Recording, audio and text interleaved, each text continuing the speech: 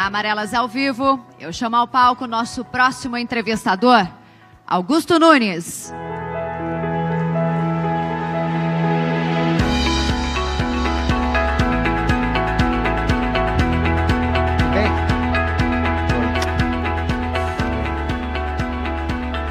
Olha, e daí?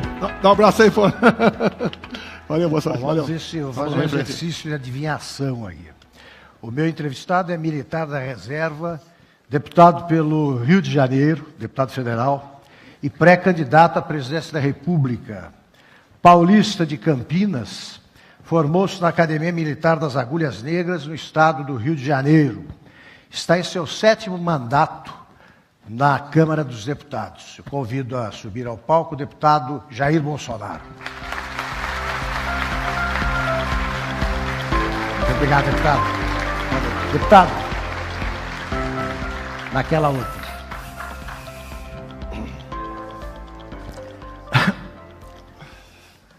Deputado, muito obrigado pela aceitação do convite para comparecer a este evento promovido pela Veja, pela editora Abril.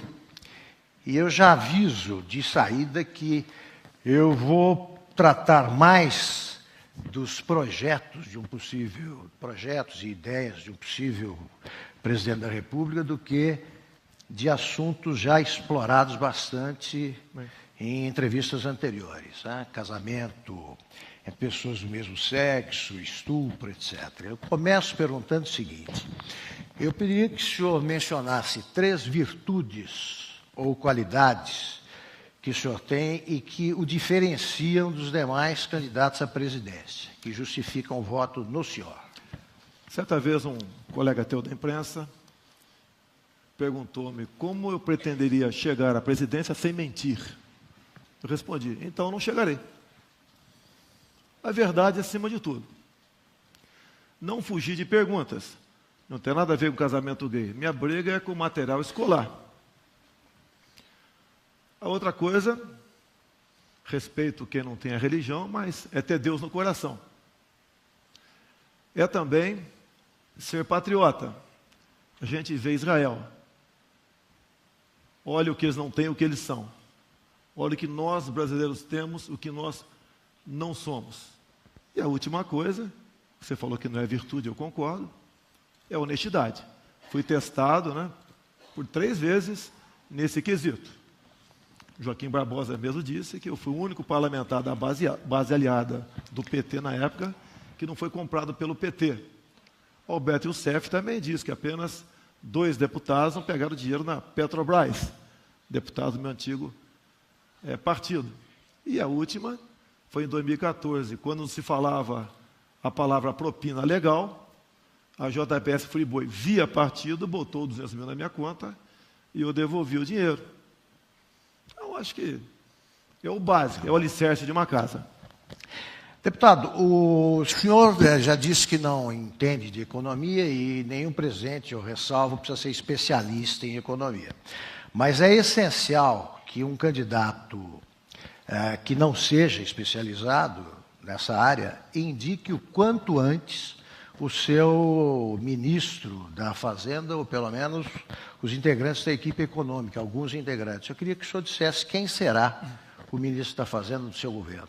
Eu sou um pouco diferente dos outros pré-candidatos. Cobram tudo de mim.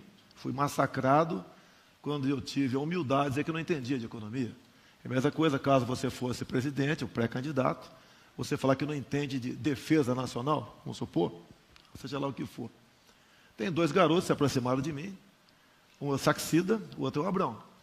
Bem, são pessoas excepcionais, mas eu comecei a sondar o mercado, quem eu poderia convidar e, uma vez sendo convidado, aceitaria o convite. E busquei, então, quem foi crítico no passado de planos econômicos. Lá atrás, o plano cruzado, depois até mesmo o plano real. Essa pessoa foi crítica do plano real, com uma ressalva na questão fiscal, porque tendo visto os juros chegar nas alturas, nós temos uma dívida trilionária hoje, que nos consome por volta de 500 bilhões por ano de juros. Foi convidado a participar dos governos do PT e não aceitou. Então essa pessoa eu procurei e tive 2 conversas, o total aproximadamente 8 horas. Então não existe ainda sequer o noivado. É um namoro. Porque se houve o segundo encontro, é porque houve uma certa simpatia entre nós. É professor economista, doutor Paulo Guedes. Paulo Guedes. Sim. O senhor está dando um furo aqui para a gente. É furo, ninguém sabia disso, a não ser eu e ele. É o provável ministro da Fazenda. Senhor. Não, é uma pessoa que a gente espera continuar namorando, quem sabe ficar noivo, né? E de acordo com o interesse dele também, e meu, porque eu botei na mesa, com todo o meu desconhecimento de economia, o que a gente quer? Eu pedi praticamente um milagre para ele. Além de você manter o tripé, é você arrecadar mais com menos impostos, é você diminuir a dívida pública, é você buscar uma maneira de equacionar a questão dos servidores, porque não querendo ser corporativista, mas existe discrepância enorme na questão salarial dos servidores, e quem está mais prejudicado nessa questão são a questão dos militares. É a visão deles sobre a Previdência também, e essas coisas todas eu botei na mesa e eu perguntei, é possível? O senhor acha que esse milagre dá para a gente pedir e você atender? Ele falou, é possível. Então, eu acho que o casamento já tem data marcada. Deputado. É um casamento hétero. Muito bom. Deputado.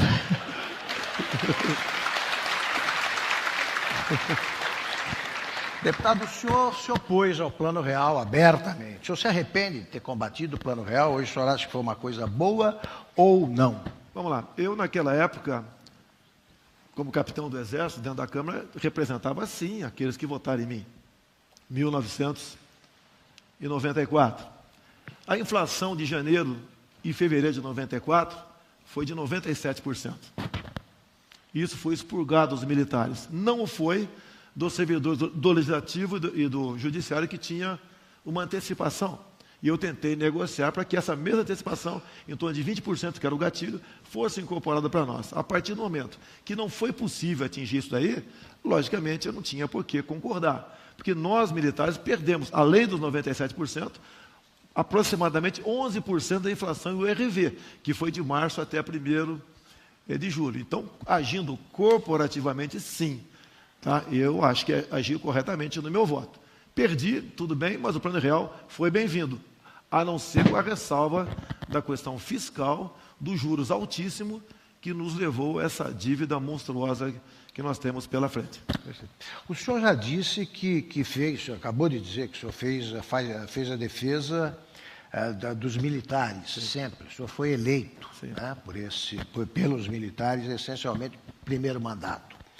O senhor é a favor da reforma da Previdência, de uma reforma da Previdência que reformule o sistema usado para o pagamento aos militares? Eles não têm privilégios demais se comparados ao trabalhador, ao aposentado da empresa privada? Eu falei privilégio, né? Eu cheguei até o posto de capitão. Até esse posto eu não trabalhava menos de 80 horas por semana. Assim são os praças das Forças Armadas. Para nós não tem tempo ruim, chuva, mau tempo. 24 horas por dia. E geralmente nos momentos mais difíceis é que nós somos lembrados. Muitos de nós, inclusive, nem votamos. Eu quase perdi eleições no passado por causa disso. O pessoal está fazendo a segurança por ocasião das eleições. Então não temos hora extra, fundo de garantia, não temos nada. Eu te retornaria. Se querem nos botar na Previdência igual aos outros, nos deem todos os direitos, inclusive o de greve. Imagine alguém liderando aí as Forças Armadas com um fuzil na mão, em greve.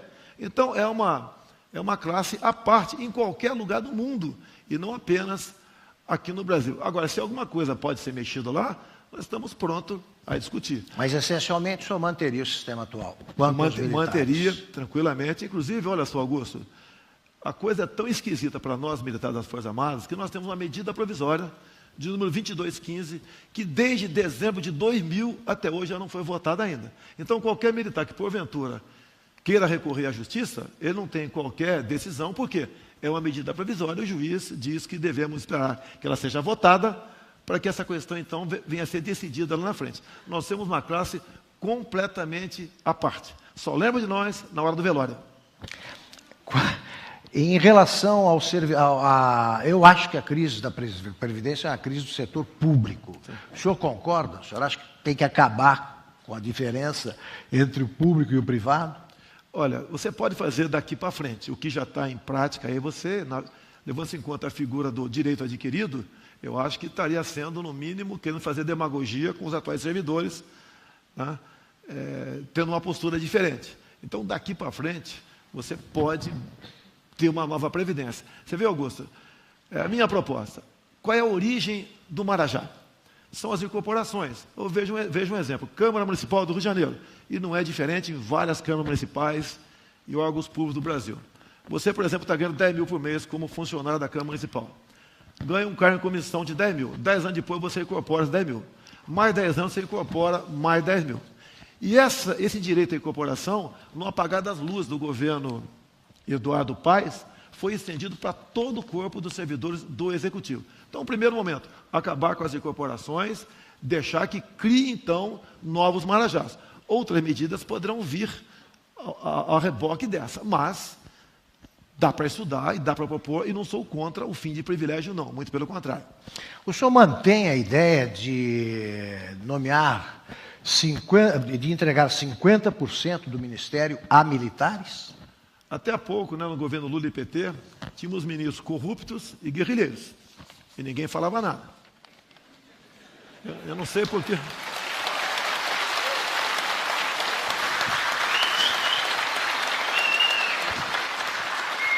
Não podemos, até inclusive, Augusto, talvez você concorde comigo, você pode ver, é inadmissível ter um ministro da Defesa civil.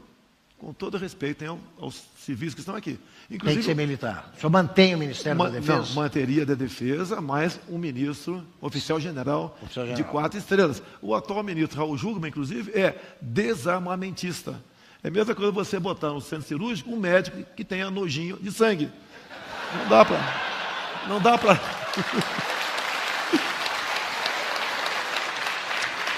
Deputado, o senhor... Então me permite, Augusto, os ministérios têm que funcionar, você tem que botar gente técnica lá. Essa forma de fazer política da cooptação, procurando partidos que vão escolher seus ministros, para que apareçam malas como essa lá em Salvador, que não é uma exceção, é uma regra, o Brasil não pode continuar com essa forma de fazer política. Deputado, o senhor é a favor do foro privilegiado? Até que ponto? Se eu falar que não aqui, levaria uma vaia, né? Mas até o momento, eu estou pensando em votar contra isso. Seria o único contrário. Por quê? Vamos ouvir o outro lado. Primeiro, foi aprovado por unanimidade no Senado. Então, vocês têm que desconfiar. Começa por aí. Se bem que, para mim, nunca existiu foro privilegiado. Eu sou processado em tudo quanto é instância no Brasil. Tá? Nem imunidade por opiniões e palavras eu tenho. Mas não é por aí. Onde eu quero chegar com esse, Augusto? Hoje em dia, numa interpretação recente do Supremo Tribunal Federal, por 6-5, a prisão é deferida e passa a ser cumprida por aqueles que tenham sido condenados em segunda instância. Se você acabar com o foro privilegiado e o Supremo está sendo pressionado para que essa interpretação de prisão passe a ser cumprida após a última instância, que não seria o STJ, seria o Supremo Tribunal Federal. Então, qualquer parlamentar, ao ser processado lá em primeira instância, ele vai ter um caminho muito longo para percorrer, 20, 25, 30 anos, até lá vai morrer, até chegar no mesmo local onde ele saiu. Então, no meu entender, é um engodo isso daí. É uma maneira de você fazer com que esse que atualmente tem foro privilegiado levem 20, 25, 30 anos até que tenha uma decisão final sobre o seu processo. O senhor aprova a autorização para que o condenado em segunda instância comece a cumprir a pena imediatamente depois da confirmação da sentença? Isso é uma interpretação do Supremo Tribunal Federal. Eu acho válido isso aí. Válido porque quem tem meios acaba protelando até a última instância, e basicamente foge da cadeia. Então, no que depender de mim, sim, a punição, a prisão passaria a ser cumprida até uma decisão em segunda instância. O senhor tem reiterado nesta conversa alguns argumentos aí que mostram que o militar é diferente, né? O trabalho do militar é diferente do trabalho dos civis. O senhor falou de algumas virtudes que são inerentes à carreira militar. O militar é melhor que o civil, o senhor acha, de modo geral? Cada um na sua profissão. Só que, Augusto, eu não sei quantos empregos você tem. O militar só pode ter um. Tá? O militar não pode programar umas férias dele. Ele está sempre à disposição da União. Nós servimos em qualquer lugar do Brasil. Quando nós somos transferidos, nossa esposa, porventura, tem emprego, perde o emprego. A garotada muda de colégio, perde sua relação de amizade. Então tem muita coisa contra a gente e nós não queremos acabar com isso. Pode continuar. Mas não podemos, no final da linha, sermos tratados em situação de igualdade com quem teve um caminho completamente diferente do nosso. Deputado, o senhor fez algumas afirmações já bastante fortes e depois o senhor amenizou o impacto delas, dizendo que era força de expressão ou uma brincadeira. Tal. Eu quero saber se encaixa nessa categoria, o brincadeira ou força de expressão, é o seguinte. Em 1999, numa entrevista à TV Bandeirantes, eu disse, aspas, através do voto você não vai mudar nada nesse país. Você só vai mudar, infelizmente, quando nós partirmos para uma guerra civil aqui dentro. E fazendo um trabalho que o regime militar não fez, matando 30 mil e começando por FHC. Se vai morrer alguns inocentes, tudo bem. Num comunicado ao povo brasileiro, divulgado no dia 8, agora, o senhor disse que, evidentemente, nenhum dos membros da nossa equipe defende ideias heterodoxas ou apreço por regimes totalitários. Isso é alguma conversão? O senhor mudou de ideia? Vamos lá, Augusto. Não nego o que eu falei. Tá? Falei. Tudo é questão de momento. Quantas vezes a mãe fala que vai cortar a cabeça do filho? Né? Não vai cortar a cabeça do filho. Se hoje em dia, por exemplo, o Kim Jong-un lançasse uma bomba H em Brasília e só atingisse o parlamento brasileiro, você acha que alguém ia chorar aqui?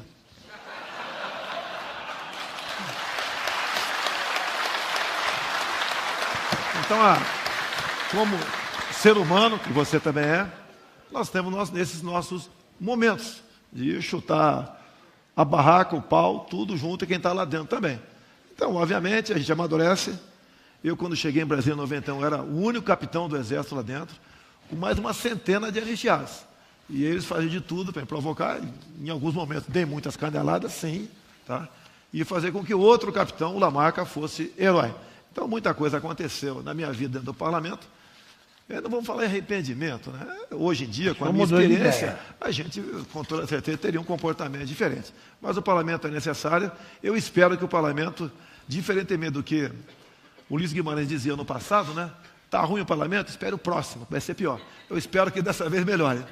Pois é, deputado, se o senhor for eleito presidente, dificilmente o senhor terá uma maioria na Câmara ou no Senado. Como é que o senhor vai governar com um Congresso que, ainda que seja melhor que o atual, não vai ser nenhum Congresso da inveja e a países mais civilizados?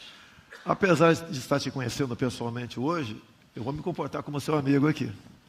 Eu teria que te responder perguntando, Augusto, dá para continuar fazendo a mesma coisa? O elemento chega, começa a dividir ministérios, secretarias estatais para poder governar, para chegar onde chegamos, pode ter certeza de uma coisa, eu não vou acabar no banco dos réus por ter uma política dessa forma. O que eu tenho feito? Eu tenho rodado o Brasil, há 3 anos praticamente, vendo os problemas e como resolvê-los sem dinheiro. Eu tenho conversado com bancadas, temos a bancada da segurança, temos a bancada evangélica, a rural, que é muito importante, conversado com eles também. Estado, Roraima, como você faz Roraima ser um grande estado se não tem energia? Como é que você consegue energia para Roraima com problemas indigenistas e ambientais? E problemas, inclusive, internacionais, caso você queira, não interessa como, se é dinheiro público ou privado, fazer uma hidrelétrica que vai inundar terras indígenas. Então, tudo isso estamos trabalhando para termos um pacote para apresentar e, com toda certeza, em cima disso, ter o devido apoio para aprovarmos o que nós queremos em Brasília. Esse é o pensamento. Fora disso, Augusto, você cai nessa mesma rotina que está aí, que eu tenho certeza que pelo menos 99% do que estão aqui não querem que essa rotina continue. Perfeito. Deputado, o senhor está já na 7ª legislatura, né? São quantos anos já de Congresso? 2 como vereador, sim. Como deputado, já 27 anos, Pronto. praticamente. Qual foi o projeto mais importante que o senhor apresentou? Olha, projeto, tem uns 500 a apresentar. Sei da dificuldade, meu temperamento, meu passado de aprovar qualquer coisa. Mas, Augusto, tão importante como você conhecer o artilheiro do seu time, é conhecer o goleiro. Então, eu evitei que muitos péssimos projetos prosseguissem lá em Brasília. Acredito que o projeto mais importante transformou-se em lei, foi uma emenda a um projeto, foi a questão do voto impresso. Eu acho que aqui ninguém tem... Como é que será? Como está aprovado na lei em 2015, o cidadão, né, vai, aperta o número de seus candidatos, aparece na tela, Augusto Nunes, senador, por exemplo, tá? Ele aperta um botão, imprime do lado no papel, tá? Você viu, concordou, aperta um botão, o voto cai na urna. A partir do dia seguinte, como você vai ter a votação feita pelo processo eletrônico no dia anterior contigo, tá? Você pode pedir, não você, presidente de partido, municipal, estadual, pedir uma recontagem total ou parcial. E tem que bater 100%. Se não bater 100%, porque houve fraude. E o Supremo Tribunal Federal, agora, no apagar das luzes, não quer cumprir essa lei o ano que vem, dizendo que tem recurso para que apenas 6% das impressoras sejam compradas. É onde volta aquela velha desconfiança. Esse voto eletrônico apenas não nos dá a garantia de uma eleição transparente. O senhor desconfia dos resultados de eleições recentes? Agora, Augusto, como é que eu consegui, porque ninguém queria aprovar essa proposta minha, como é que eu consegui apoio dos parlamentares? Era praticamente zero, a não ser o Espiridião a mim, entre outros poucos parlamentares que queriam aprovar isso daí lá. Eu falei, pode haver fraude no sistema majoritário para presidente? Pode. E para a questão proporcional, deputado federal. Poder-se-ia, tá, inserir também, da mesma forma, 30, 40, 50, 60 votos de legenda para o partido X, que seria o PT, que eu falei naquele momento que o PT estava no governo. Poderíamos, então, ter aí 60, 70 deputados eleitos na fraude.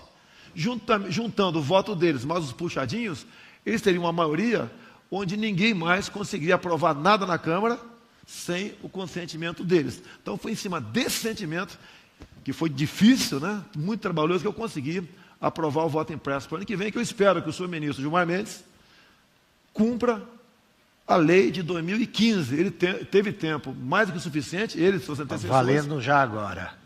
Agora para as eleições do ano que vem. Vale para as eleições do ano que vem. Perfeito. Deputado, antes de passar às perguntas dos presentes, que já estão chegando, eu perguntaria ao senhor o seguinte: o senhor tem feito restrições públicas ao comportamento da China no comércio internacional. E o senhor disse também que se a Petrobras for privatizada, que todos estão liberados aí para participar da licitação, menos a China. O senhor disse que os chineses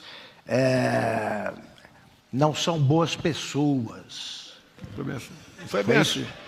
Ou não, estou exagerando. Faltou você falar também das terras agricultáveis. Então é o seguinte, não, eu quero que vai haver alguma restrição à China? Atire de ponto 50, tá ok? O que acontece? A China não está comprando no Brasil, ela está comprando o Brasil. A questão de terras, eu acho que fica mais fácil o entendimento. Vamos supor, Augusto, que eu fosse o dono da despensa da tua casa. O que você vai comer amanhã? É o que eu quiser. A partir do momento que a China, com a população 7 vezes superior à nossa, começa a comprar terras agricultáveis, ela vai ter a garantia alimentar em suas mãos, e não nós brasileiros podemos falar que temos a garantia alimentar. Daí te vi num programa dizendo que o trabalhador chinês estaria nas mesmas regras nossas aqui do Brasil. Isso eu ouvi você falando num programa, acho que foi da Jovem Pan, se não me engano. Eu te responderia, como é o trabalho dos cubanos no Brasil atualmente? 75% do salário deles é retido, vai diretamente para Cuba. Não tem figura de direitos humanos para esses trabalhadores. Não entra no mérito se eles são médicos ou não. Você pega uma médica... Mas isso porque o governo permitiu, o senhor não permitiria. Para mim, a questão do médico é revalida, salário integral e vai poder trazer a família para cá. Exatamente. O senhor poderia aplicar o trabalhador chinês nós temos regras pais brasileiras. Nós temos pais e mães aqui. Vocês sabem a dificuldade que às vezes de ficar 2, 3 dias fora do convívio de um familiar, da garotada. Os cubanos estão aqui, não pode trazer a família para cá. Então a médica, se é que ela é médica, né? As crianças, 3, 4, 5, 6 anos, está lá em Mas Cuba. isso por conivência do governo brasileiro. Conivência do governo O brasileiro. senhor não será o governo, conivente. de jeito nenhum. Exato. Vamos respeitar isso aí. A questão da China, isso é grave, no meu entender. Certas empresas estatais nossas não estariam sendo privatizadas, estariam sendo estatizadas pelos chineses. Eles têm montanhas de dinheiro. Até eu perguntaria aqui quem, porventura, esteja fazendo uma universidade ou tem um curso superior. Essas empresas estatizadas chinesas, as funções exercidas por gente de curso superior seriam exercidas por vocês ou por chineses? O que caberia para nós trabalharmos nessas empresas? Imagine uma empresa de fora tendo aí o poder de decidir o preço dessa energia. Isso é estratégico. Você pode falar em Golden Share? Aprendi há pouco isso, Augusto. Como aprendi a curva de Laffer há pouco tempo também. Não tem problema nenhum. O Laffer já é meu amigo. Tá? Pretendo trazê-lo da Lua para a Terra, junto com o nosso querido aí, talvez, né, futuro ministro, né, lá na frente. Né? Não, já está nomeado. Paulo Guedes. Não, está nomeado não, é um namoro apenas. Né? Então essas questões, depois que você faz, fica difícil você voltar atrás, fica quase impossível. Quando se fala em privatizações, o que foi feito na Embraer poderia ser estudado e ser feito aqui também. Não sou estatizante. O pessoal cita o exemplo de Itaipu, né? Os militares fizeram, o Bolsonaro na mesma linha. Naquele tempo, Augusto, qual empresa particular faria uma obra em Itaipu? Nenhuma. Teríamos que ser nós mesmos. Agora, a privatização, ou para a gente nossa, o Golden Share, ou então naquela forma da Embraer. Aliás, eu me corrijo, a China não tem bom coração. Também falei isso aí. Ninguém tem, não existe amizade entre países. É porque eu disse boa pessoa, o senhor não disse isso. Deputado, a pergunta de Ricardo Ferro, do Rio de Janeiro. Depois eu vou encaminhar, se eu não puder formular aqui em público, eu vou encaminhar para o senhor. O senhor diz que todo fazendeiro deve ter um fuzil para se defender do MST. Como será feita a distribuição de fuzis? Haverá uma bolsa fuzil? Está me dando uma boa ideia.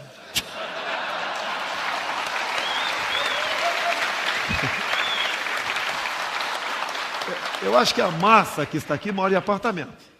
Propriedade privada. A propriedade privada é sagrada ou não é?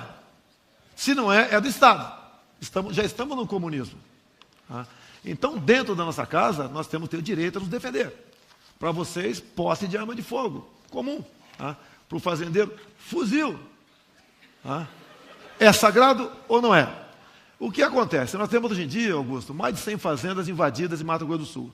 O MST bota o índio na frente. Tá? E se faz o carnaval daí. Numa dessas invasões, houve troca de tiros, morreu um índio. Tem 5 proprietários presos. Tá? O homem do campo é o que, além de trazer a comida em nossa mesa, é o que está garantindo a nossa economia ainda no azul. Se continuarmos agindo dessa maneira, esse pessoal vai desistir de investir no campo.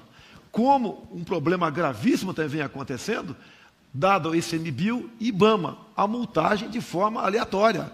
Além de pesadas multas, muitos são enquadrados, Augusto, na emenda constitucional 81, que relativizou a propriedade privada.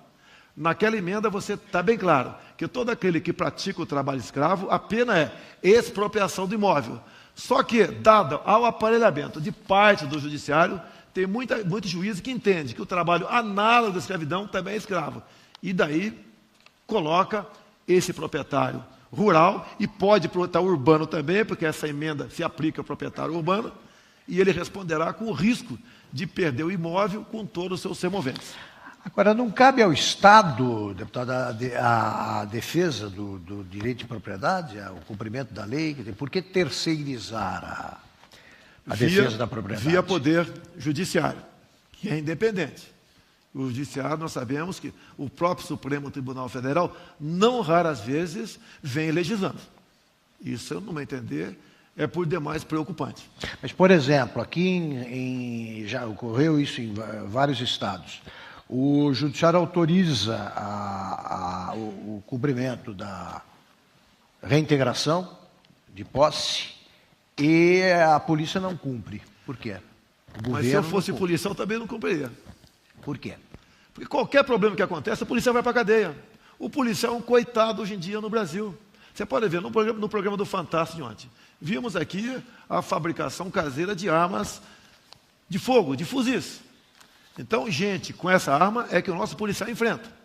E no mesma matéria do Globo de hoje, né, agora no jornal, não mais no Fantástico, fala que apenas 20 policiais estão sendo responsabilizados por 300 homicídios, desconsiderando auto de resistência. E querem botar no banco dos réus esses policiais. Esses policiais, do bem entender, têm que ser condecorados. Policial que não mata não é policial. Porque estão enfrentando esse tipo de gente. Quando você vai para uma reintegração de posse, é a mesma coisa. Eu gostaria que esses especialistas, especial do MP, participassem na linha de frente com o policial numa reintegração de posse. Nós tivemos um problema há pouco não, uns 20 anos, em Eldorado dos Carajás. Você vê a turba do MST avançando para cima da Polícia Militar do Pará, que foi lá fazer uma desobstrução da via. Se eles não atiram, seriam mortos por armas brancas por parte do MST. Atiraram. Até hoje, encontro encrencado. Inclusive, o comandante da operação foi condenado a 400 anos de cadeia. Agora, deputado, se o sistema de segurança, se a segurança pública hoje é um problema estadual, como é que o senhor pretende resolver isso no seu governo? Olha o caso Ana Hickman. Estava num quarto de hotel, ela, o cunhado, mais uma senhora. Um marginal entrou no quarto, deu 2 tiros na mulher. O cunhado da Ana Hickman rolou com ele no chão, pegou a arma e deu 2 tiros na cabeça dele. O MP de Minas Gerais entendeu que isso foi execução, foi excesso. Ele está no tribunal de júri. Nós não temos hoje em dia sequer o direito à legítima defesa. Temos que mexer no Código Penal. Primeiro, acabar com a figura do excesso. Dar 2 tiros no marginal ou 15, para mim, é a mesma coisa. E a outra questão...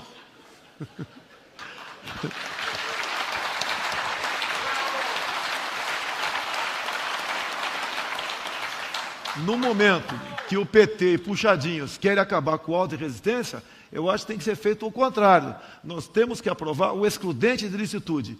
Em operação, em havendo reação, o policial atirando, quer seja civil ou militar, ele responde, mas não tem punição. E esse excludente de licitude valeria para vocês. Olha um caso simples. Hoje em dia alguém entra na casa de vocês. Você tem uma arma legal, que é quase impossível, suponha que você tem. Você dá 15 tiros em cima do cara, pega 5 na canela. Você vai responder por tentativa de homicídio e ele por invasão de domicílio. A tua pena é maior do que a dele. Temos que mudar isso aí. Deputado, Alexandra pergunta: a importância das redes sociais será enorme e decisiva em 2018. O senhor tem um exército de robôs nas redes sociais? Nunca paguei um centavo para nada, né? Quem opera meu Facebook sou eu que opero, o Instagram, as outras mídias são meus filhos que operam. Agora, eu não digo centenas, eu acho que tem milhares de pessoas que voluntariamente trabalham pela nossa causa, que é mudar o Brasil por ocasião das eleições de 2018. Eu sou o único pré-candidato que não tenho sequer partido ainda, né? Se bem que assinei já... Aliás, quando é que o senhor vai resolver essa situação? Eu só posso mudar em março. Eu costumo dizer, se você quiser se separar hoje em dia, não tem problema, né? A gente espera que não aconteça o divórcio, mas tem problema. Agora, se eu sair do partido, eu perco o mandato por infidelidade partidária. Um acordo com o PEN Patriota? Tenho com o Adilson Barroso, né, de ir para o PEN em março do ano que vem. Então, eu sou o único parlamentar aqui, ainda estou em negociação partido, não tenho bancada comigo, não tenho nenhuma prefeitura comigo, eu não tenho ninguém comigo, não tenho nada comigo. Estamos sozinhos, resistindo. Eu sou mais que o primo pobre, eu sou o primo paupérrimo nessa história aí. Deputado, em 2011, pergunta de Joana Amâncio, de São Paulo, via internet. Em 2011, numa entrevista à revista Playboy, o senhor disse que preferiria um filho morto a um filho homossexual. O senhor mantém o que disse? Essas caneladas foram em função do tal do kit gay, que eu descobri sem querer, andando nos corredores da Câmara dos Deputados. Um pessoal lá, seres humanos, né, que merece todo o respeito nosso, mas estava com um traje diferente. É a mesma coisa se você for na sala do juiz, tiver alguém de bermuda ou de biquíni lá dentro. Até algo acontecendo errado. Descobri, então, o que era aquilo. O governo federal, que era o Lula naquela época, né, estava, naquele momento, lançando um material que convencionou de chamar-se de kit gay. Ou seja, um conjunto de filmes, cartazes e livros para distribuir para a criancinha de 6 anos de idade para combater a homofobia. Inclusive, eu tenho o vídeo, é curtinho, né? Onde o secretário de alfabetização do MEC, André Lázaro, diz o seguinte, por ocasião do filme, né? Passamos 3 meses discutindo até onde a língua de uma menina entraria na boca de outra menina para fazermos o filme Beijo Lésbico, para combatermos a homofobia. E, em função disso, tudo isso veio como caneladas. Não falaria isso hoje, mas eu acho que valeu a pena para mostrar para a sociedade o que esses fascínoras queriam levar para dentro das escolas do Brasil. Isso, no meu entender, independente de ser filmes homos, poderia ser héteros também, estariam escancarando as portas para a pedofilia. Deputado, última pergunta. O senhor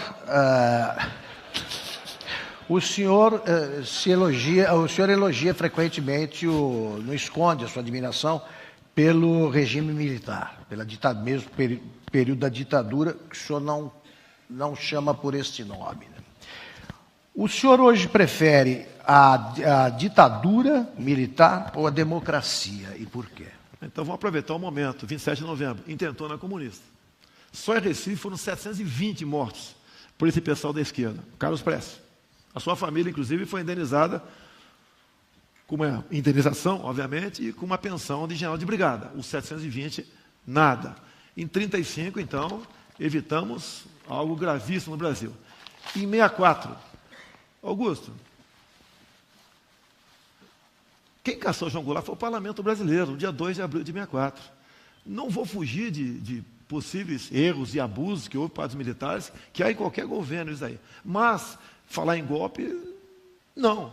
Agora, entre como o povo vivia naquela época. Como mas houve uma rebelião militar. Tá? Teve alguma. O presidente foi afastado.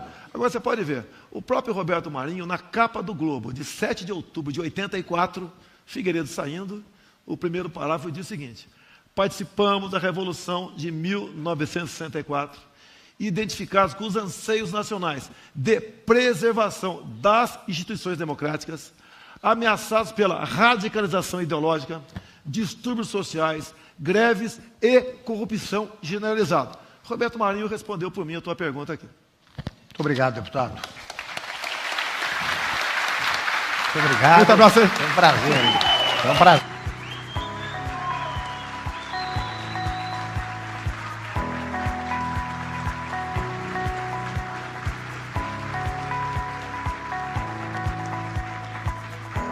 Estou dizendo que você vai votar em mim.